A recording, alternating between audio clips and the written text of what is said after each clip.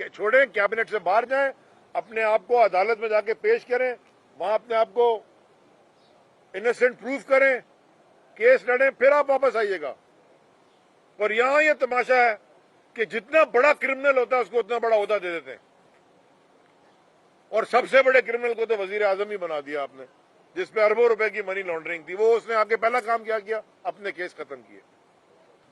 मेरे ख्याल में ये भी पाकिस्तान की तारीख में पहली दफा हुआ है कि कोई, बल्कि मेरे ख्याल में अगर तारीख का मुताला करें, पाकिस्तान का, पाकिस्तान से बाहर भी देख लें, कहीं और मुल्क में देख लें, कि कोई भी सियासी जमात इलेक्शन से भाग रही हो।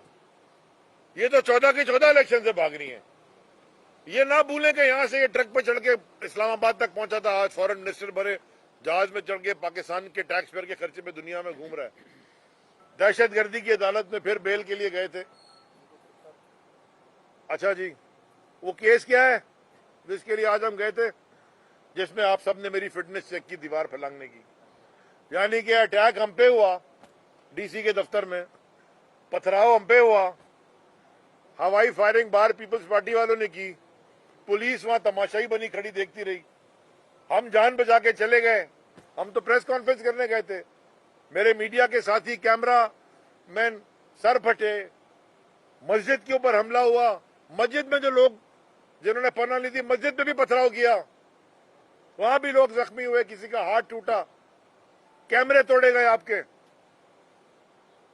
हमने बचाया सबको, पीछे की खिड़की से निकाल के बाहर, अपने वर्कर्स को भी।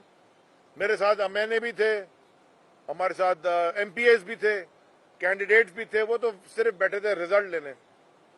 अल्हम्दुलिल्लाह एफआईआर हम भुगत रहे हैं। ये काम हम क्योंकि मीडिया में हाईलाइट कर सकते हैं, अल्लाह ताला ने फेडरल मिनिस्टर भी बनवा दिया है, मीडिया कवरेज भी मिल जाती है, तो हम तो